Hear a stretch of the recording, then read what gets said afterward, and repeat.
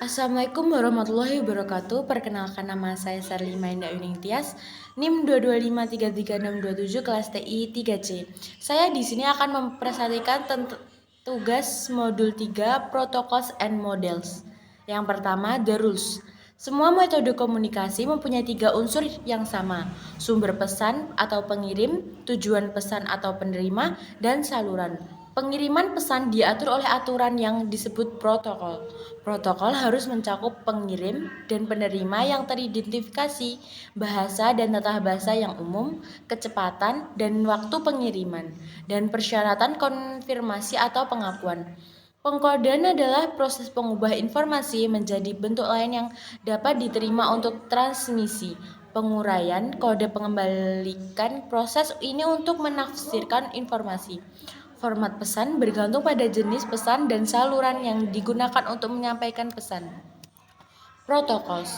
Protokol diimplementasikan oleh perangkat akhir dan perangkat perantara dalam perangkat lunak, perangkat keras, atau keduanya. Pesan yang dikirim melalui jaringan komputer biasanya memerlukan penggunaan beberapa protokol, masing-masing dengan fungsi dan formatnya sendiri.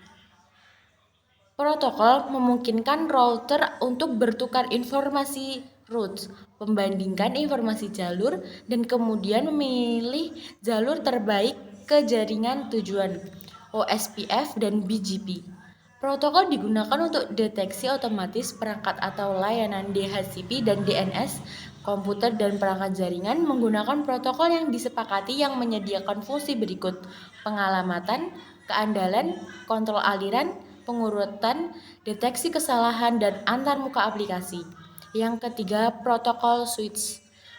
Rangkaian protokol adalah sekelompok protokol yang saling terkait yang diperlukan untuk menjalankan fungsi komunikasi.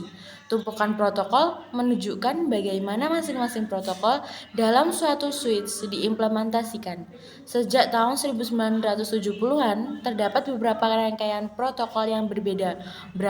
Beberapa dikembangkan oleh organisasi standar dan lainnya dikembangkan oleh berbagai vendor. Yang keempat, standar organization. Standar terbuka mendorong interoperabilitas, persaingan, dan inovasi. Organisasi standar biasanya merupakan organisasi nirlaba yang netral terhadap vendor yang didirikan untuk mengembangkan dan mempromosikan konsep standar terbuka. Berbagai organisasi memiliki tanggung jawab berbeda untuk mempromosikan dan menciptakan standar internet termasuk ISOC, IAB, IETF, dan IRTF. Model referensi. Dua model referensi yang digunakan untuk menggambarkan operasi jaringan adalah OSI dan TCP atau IP. Model OSI memiliki 7 lapis. Lapis yang ke-7 application, lapis yang ke-6 presentation, lapis yang ke-5 session, lapis yang ke-4 transport, yang ke-3 network, yang 2 data link, dan yang pertama physical. Model TCP atau IP memiliki 4 lapisan. Lapisan yang ke-4 application, yang ke-3 transport, 2 internet, dan 1 network access. Yang ke-6 data encapsulation. Penyegmentasikan pesan memiliki 2 manfaat utama. Manfaat yang pertama, dengan mengirimkan potongan-potongan kecil dari sumber ke tujuan, banyak percakapan beberapa dapat disisipkan di jaringan. Disebut multiplexing. Yang kedua, segmentasi dapat meningkatkan efisiensi komunikasi jaringan. Jika sebagian pesan gagal sampai ke tujuan, hanya bagian yang hilang tersebut yang perlu dikirim ulang.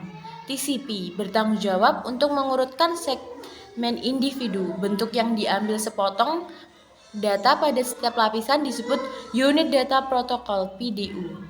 Selama enkapsulasi, setiap lapisan berikutnya merangkup PDU yang diterimanya dari lapisan di atasnya sesuai dengan protokol yang digunakan.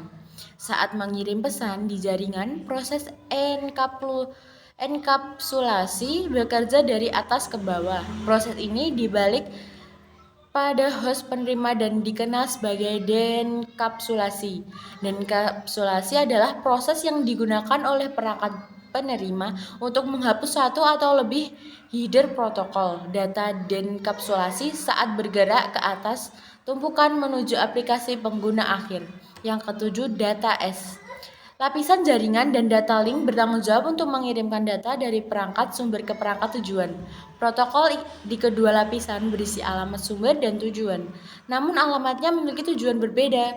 Yang pertama, alamat sumber dan tujuan lapisan jaringan bertanggung jawab untuk mengirimkan paket IP dari sumber asli ke tujuan akhir yang mungkin berada di jaringan yang sama atau jaringan jarak jauh. Yang kedua, alamat sumber dan tujuan lapisan data link bertanggung jawab untuk mengirimkan bingkai data link dari satu kartu antarmuka jaringan NEC ke NEC lain di jaringan yang sama. Alamat IP menunjukkan alamat IP sumber asli dan alamat IP tujuan akhir. Alamat IP berisi dua bagian. Bagian pertama, bagian jaringan IPv4 atau awalan IPv6 dan bagian host IPv4 atau ID antarmuka IPv6. Ketika pengirim dan penerima paket IP berada di jaringan yang sama, frame data link dikirim langsung ke perangkat penerima. Sekian presentasi dari saya, ada kurang lebihnya mohon maaf. Wabillahi taufiq wal hidayah. Wassalamualaikum warahmatullahi wabarakatuh.